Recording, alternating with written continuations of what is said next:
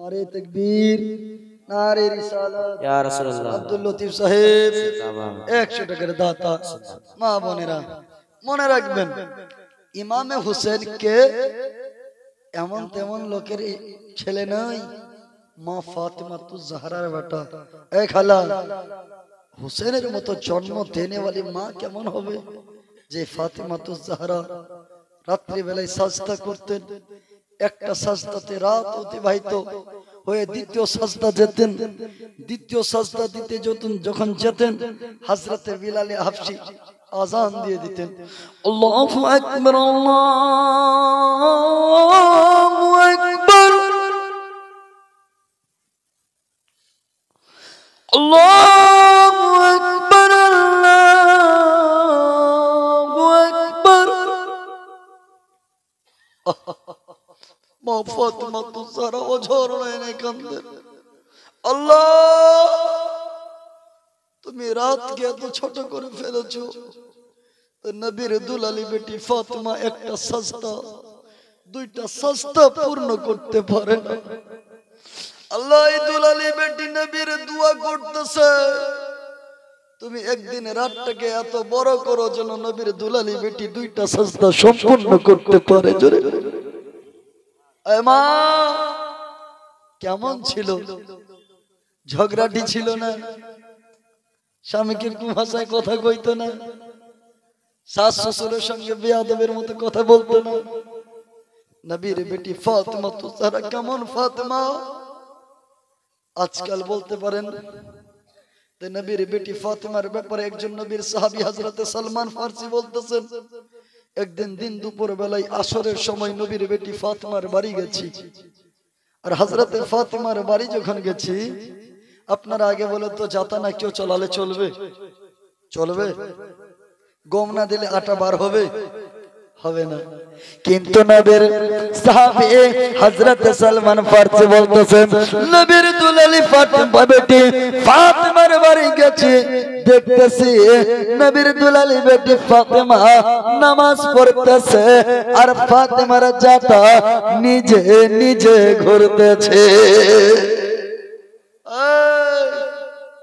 পাপড় খানে वाला বেটিরা শুনো কেমন হযরতে ফাতিমা ছিল নবীর দুলালি বেটি ফাতিমা নামাজ পড়তেছে আর ফাতিমার জাতা নিজে নিজে ঘুরতেছে নবীর প্রিয় সাহাবী হযরত সালমান ফারসি দেখতেছে হায়রে অবাক কাণ্ড কেমন করে হয় হযরত সালমান ফারসি নামাজ পড়তেছে হযরত ফাতিমা তো জাহরা নামাজ পড়তেছে আর হযরত ফাতিমার জাতা নিজে নিজে ঘুরতেছে অবাক কাণ্ড নবীর প্রিয় সাহাবী হযরত সালমান ফারসি রাদিয়াল্লাহু তাআলা আনহু যখন লক্ষ্য করে তাকায় একবার নয় দ্বিতীয়বার তৃতীয়বার বারবার লক্ষ্য করে দেখতেছে কেমন করে জাতা ঘুরে যখন আরেকটু নিকটে গেছে আরেকটু কাছে গেছে কাছে গিয়ে দেখছে জাতা ঘুরতেছে ঠিক তবে জাতা ঘুরাইনে वाला দেখতেছি না आटा बार হয় ঠিক গম দেনে वाला দেখছি না আটা বার হইতেছে জাতা চলতেছে জাতা চালাইনে वाला দেখা যায় না নবীর দুলালি বেটি ফাতিমা তো জাহরা নামাজ পড়তেছে আর ফাতিমার জাতা নিজে নিজে ঘুরতেছে একবার নয় দুইবার নয় বারবার যখন তাকানোর পর হযরত সালমান ফারসি রাদিয়াল্লাহু তাআলা আনহু দৌড়ালেন মসজিদ নববীর বারান্দায় আমার নবীর দরবারে গিয়ে বলে নবী গো ইয়া রাসূলুল্লাহ নবী গো নবী গো নবী গো আমার ইয়া রাসূলুল্লাহ ইয়া হাবিবাল্লাহ নবী বলছে সালমান এত হাঁপাচ্ছ কেন কোথা থেকে আসলে কি ব্যাপার বলো দৌড়াই কেন আসলে বলছে ইয়া রাসূলুল্লাহ আপনি বলুন তো জাতা না চালালে চলবে জাতা না চালালে কি চলবে বলে না চলবে না এই ইয়া রাসূলুল্লাহ গম না দিলে আটা কি বার হয় বলে না আটা বার হবে না তবে ইয়া নবী আল্লাহ আমি আপনার দুলালি বেটি ফাতিমার বাড়ি গেলাম দেখতেছি আপনার দুলালি বেটি সৈয়দা ফাতিমা তো জাহরা নামাজ পড়তেছে আর ফাতিমার জাতা নিজে নিজে ঘুরতেছে জোরে বলো সাহাবীরা অবাক এক অপরের কানে বলতেছে এটা কি করে হতে পারে এটা কি করে হতে পারে নবী বলে সাহাবীরা তোমরা জানো না আমার বেটি ফাতেমা জান্নাতি নারীদের সর্দারিনী ফাতেমা আল্লাহর কাজ করতেছে আর আল্লাহর ফেরেশতারা এসে আমার দুলালি বেটি ফাতেমার কাজ করে যাচ্ছে জোরে साहबीरो ये फलसफा तुम्हें मालूम नहीं मेरी प्यारी बेटी फातिमा जन्नती बगानों का फूल है उस बगीचे का फूल है और मेरी बेटी फातिमा अल्लाह की इबादत कर रही है और अल्लाह के फरिश्ते आके मेरी प्यारी बेटी फातिमा का काम कर रहे हैं फातिमा তখন সাহাবীরা বুঝে গেল ওগো মা ও বোনেরা ফাতেমা তো জাহরা কেমন ছিল আজকালের মেয়েরা সেজে গুজে যদি মাথার একটু কাপড় চলে আসে এরকম টানবে এখান থেকে নিবে অনেক মেয়ে এখান থেকে লেয় কিছু কিছু মেয়ে তো এটাও লেয় না আপনাদের এদিকে ভালো হচ্ছে কিন্তু আমাদের মালদা জেলা মালদা টাউনের মেয়েরা আল্লাহু আকবার ওরা চাদর কেমন উন্নি নাই জানেন উন্নি এইভাবে নেবে দুই পাট্টার মতো महाराजपुरे जी এত বেপরদা মেয়েরা শুনেন নবীর দুলালি বেটি ফাতেমা তুজ জাহরার একটা মেয়ে ছিল নাম হচ্ছে হযরতে যায়েনব কি নাম বলেন তো আমার নবীর একটা নাতনি ছিল নওয়াসি নাম হচ্ছে হযরতে যায়েনব কত চাচা কত দিলেন একবার আসবেন নামটা লিখে নিন सुभान नारे तकबीर नारे रिसालत एक बार सीमेंटर दाता दिए दान अल्लाह इनाके बनाओ भाग्यवान जोरे बोलুন आमीन नबीर नवासी আমার নবীর যদি নাতনি হয় কার বেটি হবে হযরতে ফাতেমার বেটি হযরতে আলীর কন্যা এই ফাতেমার মেয়ে যায়েনব মাত্র 6 বছর বয়স মাথায় কাপড় দিয়ে নামাজ পড়তে পড়তে কাপড় পরে গেছে কুরআন পড়ছিলেন কুরআন তেলাওয়াত করতে করতে মাথার কাপড় পরে গেছে হযরতে ফাতেমা দৌড়াই এসে বলে বেটি যায়েনব ও বেটি রে কাপড় দিয়ে মাথা ঢাক মাথাটা ঢেকে নে বেটি রে পর্দা কর যায়েনব বলতেছে মা আমার তো বয়স মাত্র 6 বছর আমি এই বছরে আমার উপরে এই বয়সে আমার উপরে তো পর্দা ফরজ নাই মা কেন পর্দা করব কেন মাথা ঢাকবো কেন মুখ ঢাকবো মা গো আমার বয়স তো 10 বছর হয়নি আমার বয়স তো 11 বছর হয়নি আমার বয়স তো 12 বছর হয়নি আমার বয়স তো 14 বছর হয়নি আমার বয়স তো 15 বছর হয়নি ও মা আমার মাত্র 4-6 বছর বয়স এই বয়সে পর্দা তো ফরজ নাই কেন মাথায় কাপড় দেব নবীর বেটি ফাতেমা তুজ জাহরা নিজ কন্যা নিজ মেয়ে হযরত যায়েনবকে বলে বেটি যায়েনব রে তোমার মাথায় কাপড় নাই এই খবর যদি তোমার নানা মুস্তাফার কানে চলে যায় তোমার নানা মুস্তাফা যদি শুনে নেয় তাহলে তোমার প্রতি নানা দয়ার নবী নারাজ হয়ে যাবে আমার মাথায় কাপড় না থাকলে নানা নারাজ হবে মা আমি তোমাকে দয়ার নবীর বেটিকে সাক্ষী রেখে বলছি মা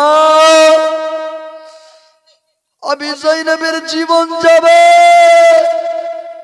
যায়েনব নিজের মুখ কাউকে পর পুরুষকে চোখে দেখাবে না জোরে বলুন মা গো আমি চেহারা কাউকে দেখাবো না মা নানা যদি নারাজ হয়ে যায় এই যায়েনব কোন যায়েনব সেই যায়েনব নিজ ভাই হাসানকে যখন বিষ পান করানো হলো একবার নয় দুইবার নয় 6 বার ওই দুঃখের সময় ইমামে হাসানের সঙ্গে তিনার বোন যায়েনব ছিলেন যখন প্রথমবার হযরতে হাসানকে বিষ পান করানো হলো ডাকতেছে বাবু যায়েনব জি ভাই বুবুরে আর সহ্য হয় না রে কে যেন তোর ভাইয়ের দুশমন তৈরি হয়ে গেছে বোন ও বোন কে যেন আমাকে বিষ পান করিয়েছে বলছে ভাই জীবন আর ভালো লাগে না শরীরটা মরা মরা লাগতেছে মন রে বুকটা ভালো লাগে না বলছে ভাই চলো নানা মুস্তাফার রওজাতে যাই জোরে বলো দয়ার নবীর রওজাতে গেল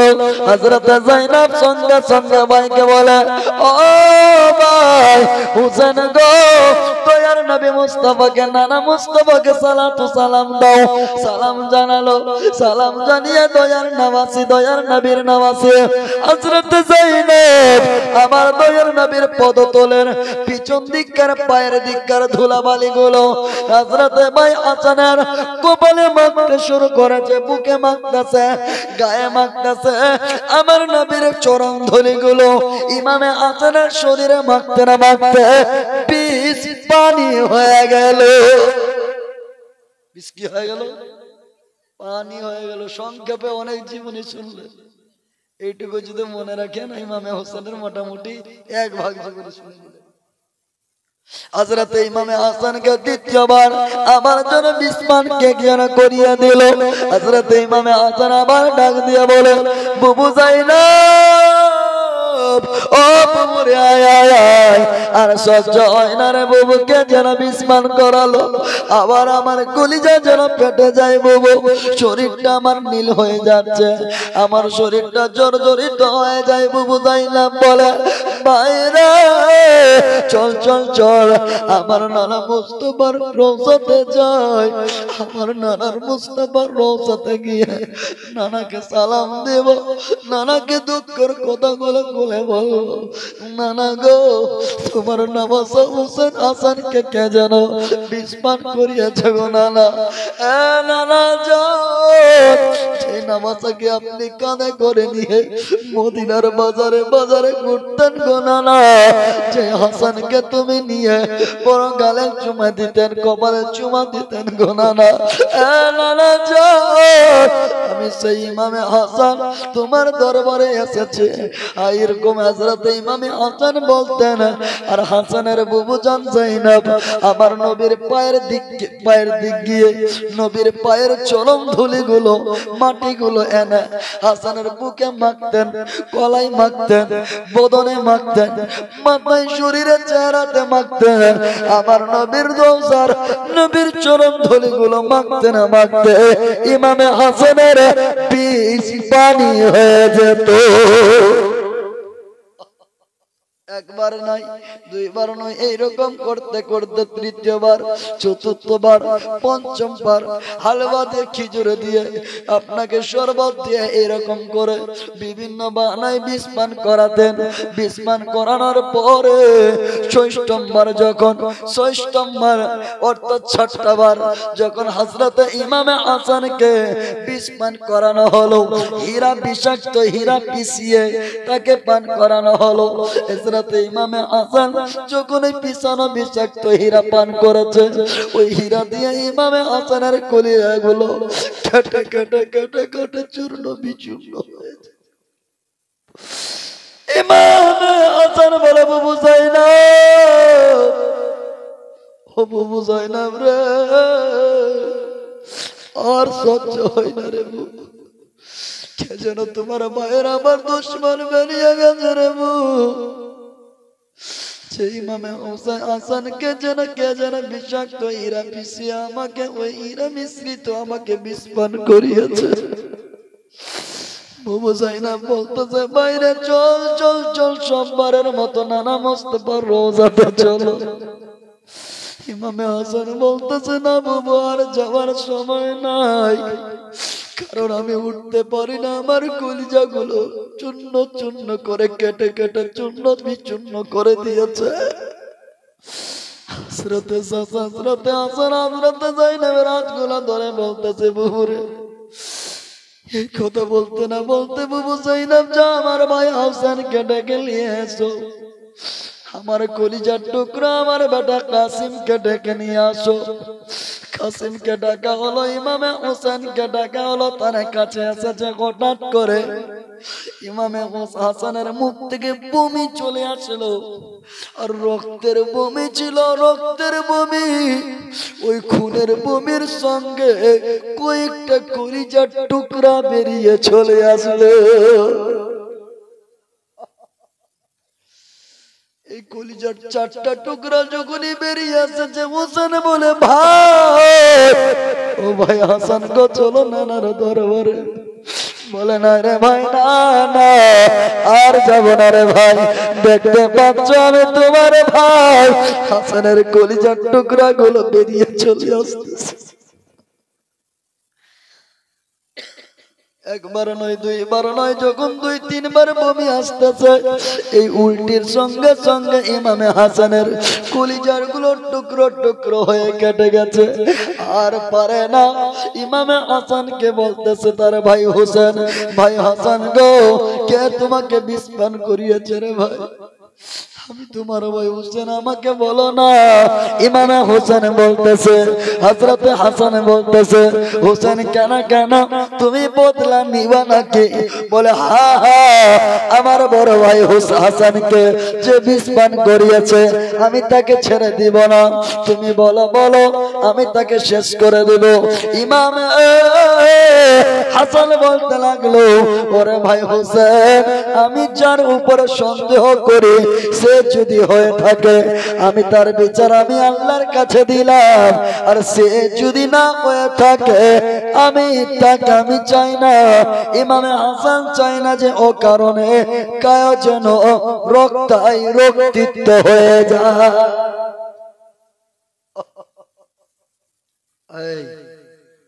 আজকে মুহররমের নাম দিয়ে যারা বলতেছে ইমামে হাসানকে নাকি জায়দা বিষ পান করিয়েছে,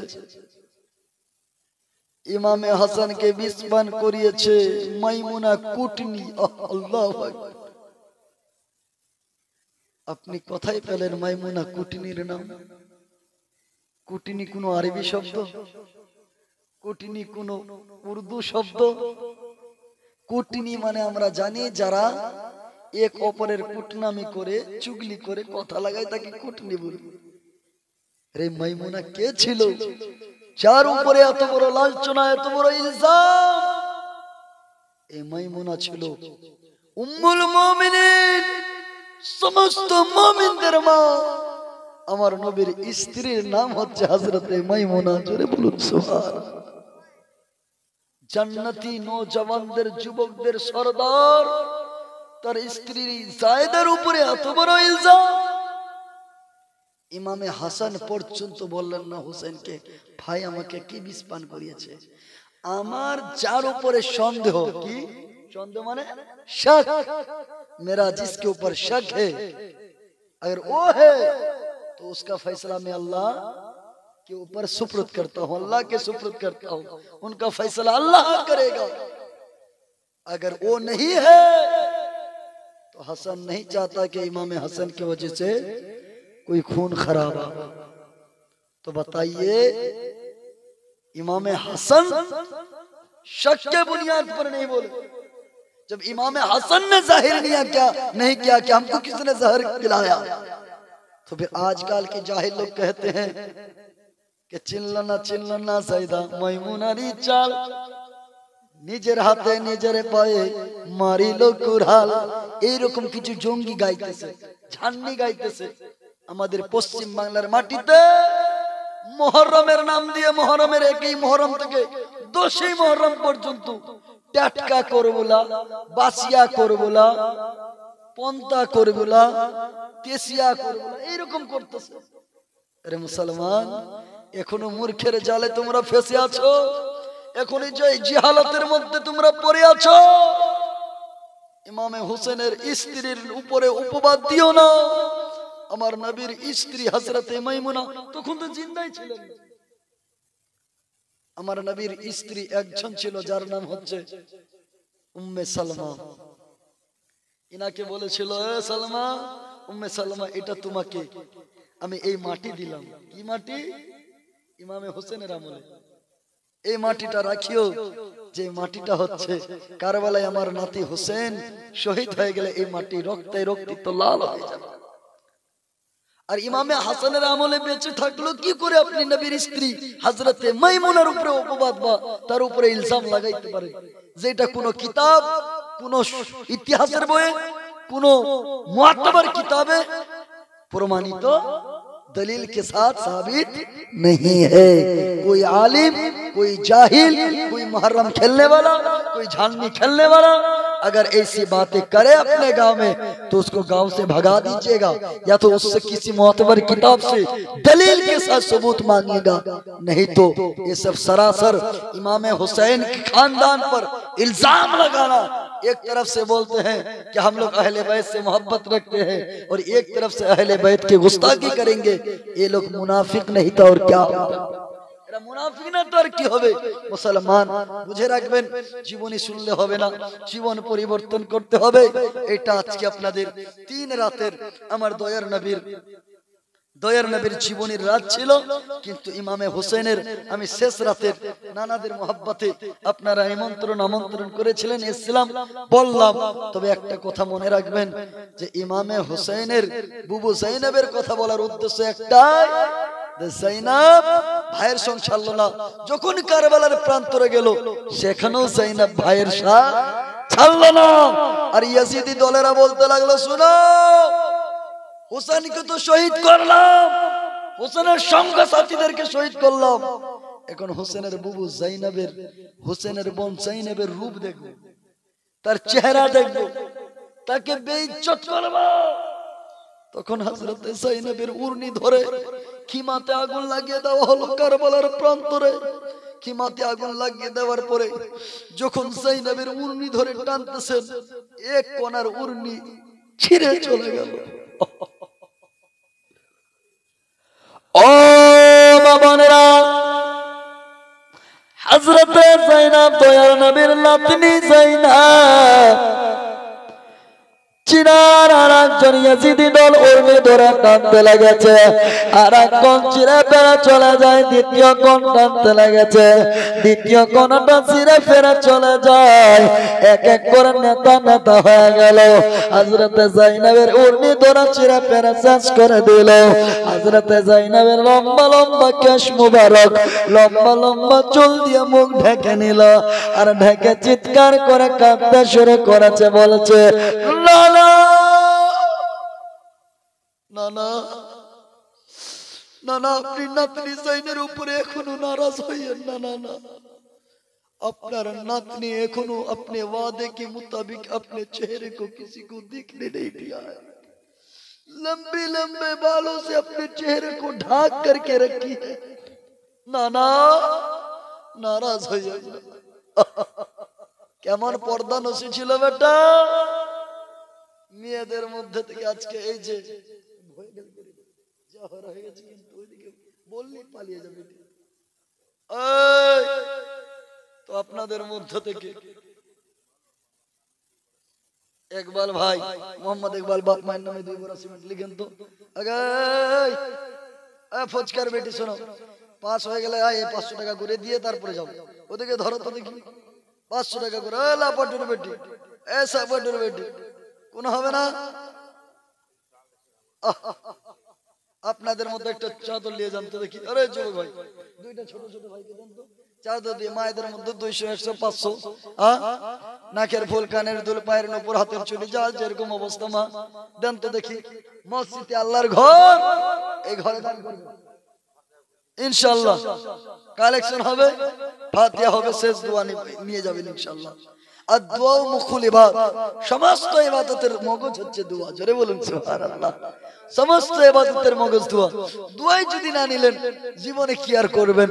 ব্রাদার মনে রাখবেন, আজকে শেষ জীবনের রাত, শেষ রাত। এই দয়ার নবী যখন দুনিয়ার বুকে এসেছিলেন, আপনারা জীবনী শুনলেন অবশ্যই। আব্দুল্লাহ, ওই বাপ মায়ের নামে আব্দুল্লাহ 2 বার। কোনটা আব্দুল্লাহ? কার নাম? আপনার নামে 3 বার করে দেন। আব্দুল্লাহ 3 বার। নারে তাকবীর, নারে রিসালাত।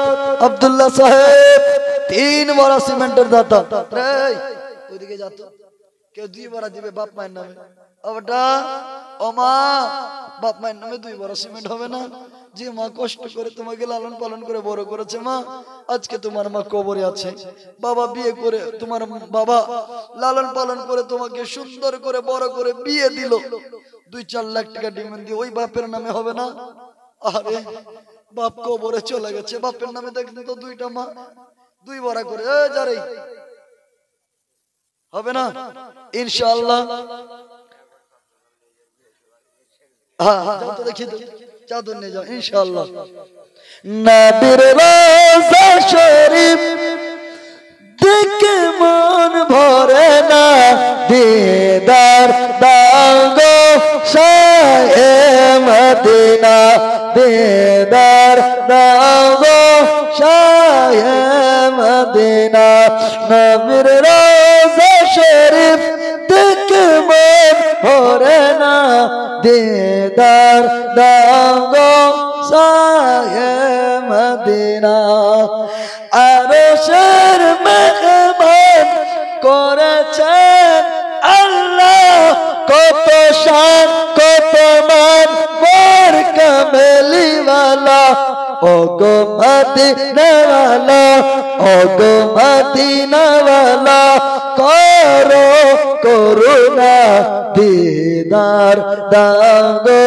শাহে মদিনা দিদার দাও গো শাহে মদিনা নবীর রওজা শরীফ দেখে মন ভরে না দিদার দাও গো শাহে মদিনা আমার দয়ার নবী যখন দুনিয়ার বুকে আসবেন জীবনী তো শুনলেন